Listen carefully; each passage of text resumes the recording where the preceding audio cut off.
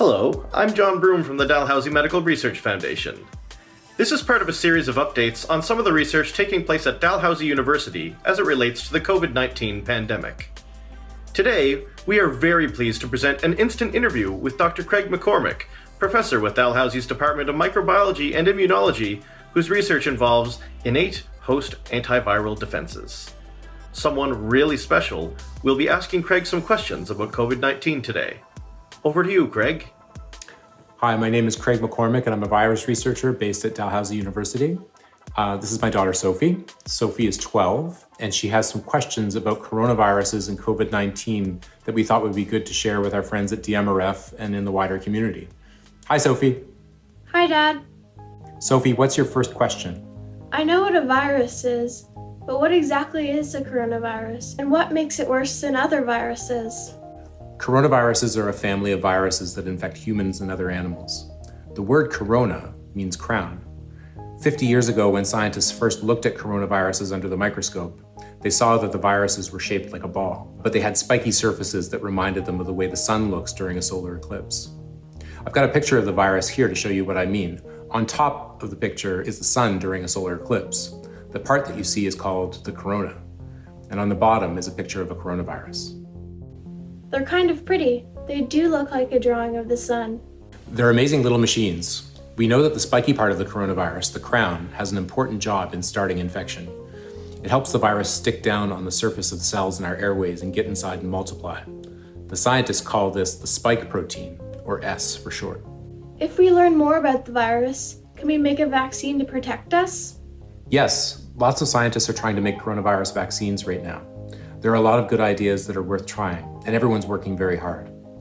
Actually, the coronavirus spike proteins are probably going to be very important for the vaccine. We want to make a vaccine that teaches our immune system to seek and destroy the coronavirus. One of the best ways to do that is take a piece of the virus that sticks out on the surface, like the spike protein, and put it in our bodies to teach our immune system what the virus looks like. Then our bodies will be well prepared to fight off the virus and stay healthy. But we don't have a vaccine yet. No, and it's going to take time to develop a vaccine and make sure it's safe and protects people. In the meantime, we're learning a lot about how our bodies can fight off the virus, and that will help us make the best vaccines and other medicines to protect everyone. What do you mean? When people get infected with the virus, a couple things can happen. Some people can be infected and they don't even know it. Other people get really sick, and some will die, but others will get better. We don't know the difference between these groups of people, but by studying these people and how their bodies fight the virus, we can learn a lot and use this knowledge to protect others. For example, the people that recover from COVID-19 probably have proteins in their blood called antibodies that can stick to the coronavirus and stop it. If we can learn about these antibodies, we can use this knowledge to make vaccines that would allow everyone to be protected.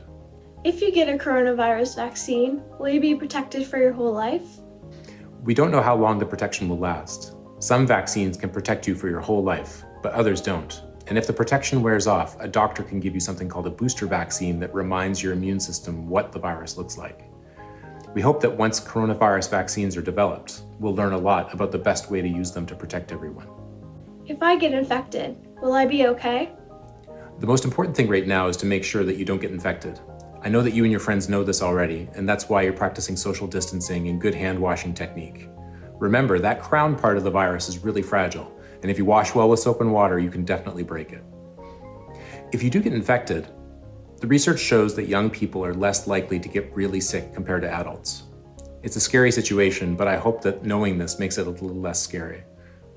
Eventually, the virus will leave your body, and your immune system should be on the lookout to fight off the next coronavirus it encounters. How can everyone learn more? Great question, Sophie. Let's ask our friend John from DMRF. Thank you very much to Craig and Sophie McCormick. We know that many of our viewers have questions at this time, and we hope you found this discussion informative. If you'd like to find out more about the COVID-19 research DMRF donors are helping to support, please visit dmrf.ca/coronavirus.